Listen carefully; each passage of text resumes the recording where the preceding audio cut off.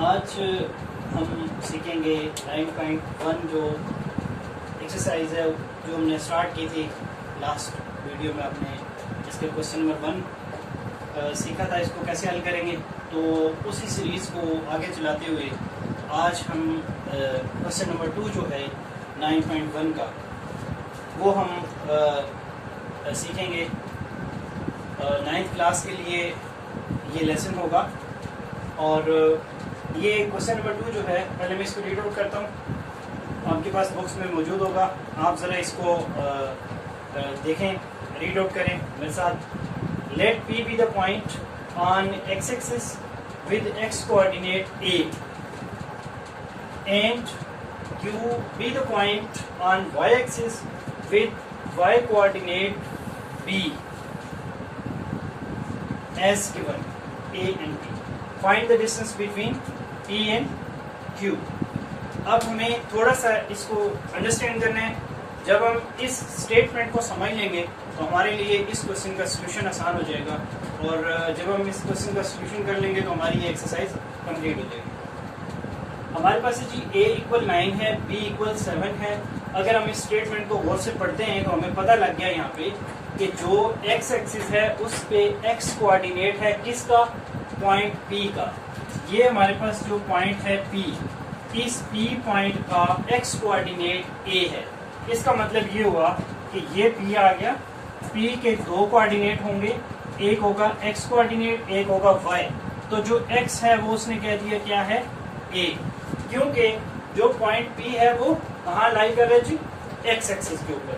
x axis के ऊपर लाई कर रहे हैं। तो अगर हम रेफरेंस जो एक्सिस है वो ड्रा करें तो ये हमारे पास x एक्सिस है और इधर हमारे पास वर्टिकली y एक्सिस है। अब यहाँ पे जो P पॉइंट है वो x एक्सिस पे लाई कर रहा है, जो Q पॉइंट है वो y एक्सिस पे लाई कर रहा है। तो जो P पॉइंट है हमारे पास उसका x कोऑर्डिनेट आपको गिवन है, ठीक है जी, वो उसने कह दिया A है।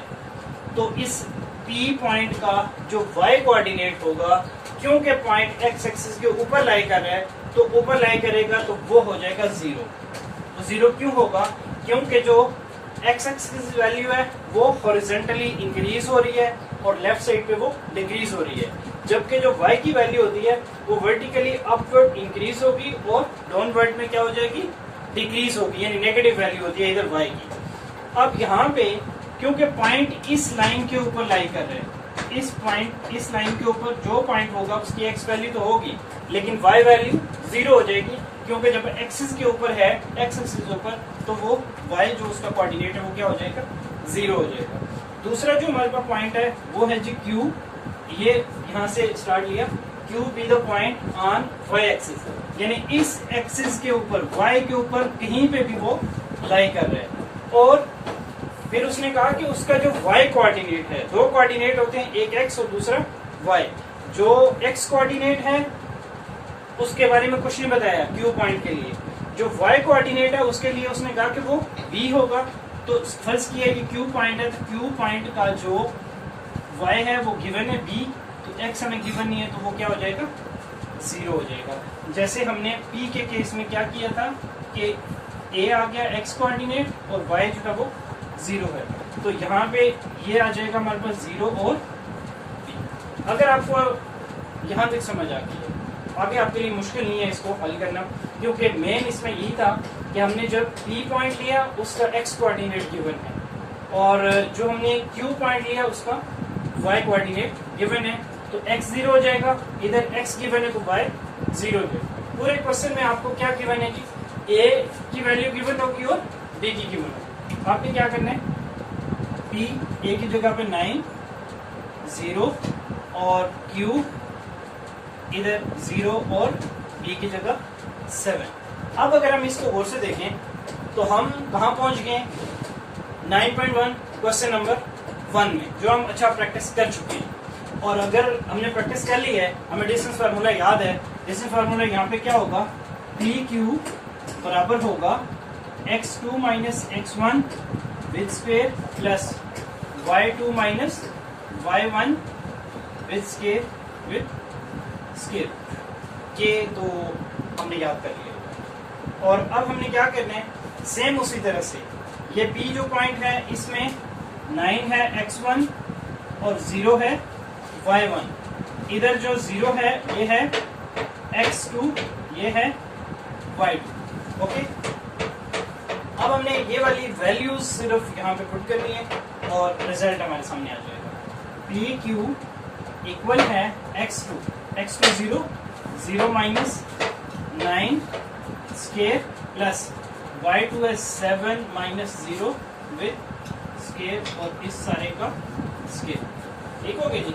मेरा ख्याल है कि ये जो क्वेश्चन हमने सॉल्व कर रहे हैं ये उस 9.1 के पहले क्वेश्चन से कंपैरेटिवली इजी है। क्यों? इसमें एक कोऑर्डिनेट 0 के बराबर है, तो हमें जो मजीद कैलकुलेशन करनी है वो बड़ी आसान है। तो यहाँ पे क्योंकि 0 में से हम माइनस कर रहे हैं -9, तो -9 ही बचेगा और इधर हमारे पास है +7 में से 0 जाए तो 7 ही बचेगा। तो यहाँ पे जब हम -9 का स्केयर लेंगे ये हो जाएगा 81 प्लस का और इसका आ जाएगा 49। और जब हम इन दोनों को ऐड करेंगे तो 9 + 1 0 1 कैरी 8 + 4 12 एंड देन 1 130। ठीक है, अब आप इसको ऐसे छोड़ दें तो भी अच्छा है, और अगर आप इसको थोड़ा मजीद सॉल्व करें तो मेरा ख्याल है कि ये मजीद सॉल्व भी हो सकता है। स्टार्ट। अच्छा, यहाँ पे हमारे पास ये जो आंसर आया है अगर तो ये कंप्लीट होता स्क्वायर तो हम इसका स्क्वायर रूट हल कर दें तो आंसर हमारे पास आ जाता। दूसरा इसका ये है कि अगर आप इसको कैलकुलेटर से हल करेंगे तो आपका डेसिमल में आंसर आ जाएगा, तो दोनों तरह से ये करेक्ट होगा। अब मैं एक दफ़ा फिर इसको थोड़ा सा रिकैप करता हूँ, आप इसको ज़रा गौर से समझ लें क्योंकि बाकी पार्ट्स जो है आपने वो खुद करने हैं। यहाँ पे इस स्टेटमेंट को आपने समझना है या गौर से पढ़ना है 2-3 दफ़ा तो आपको समझ आ जाएगी। जैसे वो कहता है let P be the point on x axis. जो P पॉइंट है, जैसे हमने कहा डिस्टेंस फार्मूला लगाने उसके लिए हमें 2 पॉइंट चाहिए, तो एक पॉइंट P है और एक पॉइंट Q है। तो P उसने कहा x एक्सिस पे है, Q उसने कह दिया वो y एक्सिस पे है।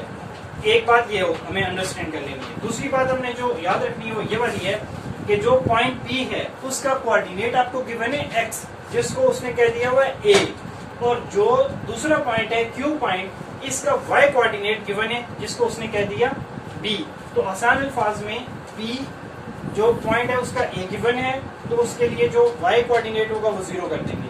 जो Q है उसमें पहला जो x कोऑर्डिनेट है वो क्योंकि गिवन नहीं है उसको हमने 0 कर दिया, तो जो दूसरा है y कोऑर्डिनेट वो b है और उसकी हमने वैल्यू वहां से पुट करनी है। बस ये आसान तरीका आपने याद रखना है।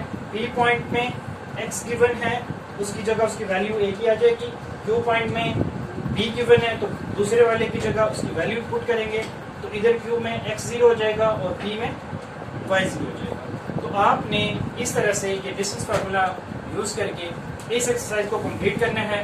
और अगर आप इस चैप्टर को देखें 3 टोटल एक्सरसाइज है इस चैप्टर में, अगर आप इस पहली एक्सरसाइज को कर लेते हैं इसके बाद मैं आपको जो इसकी 3rd एक्सरसाइज है वो करवाऊंगा। उसमें क्योंकि मिड पॉइंट फार्मूला यूज हो रहा है, इसमें हमारे पास यूज हो रहा है डिस्टेंस फार्मूला।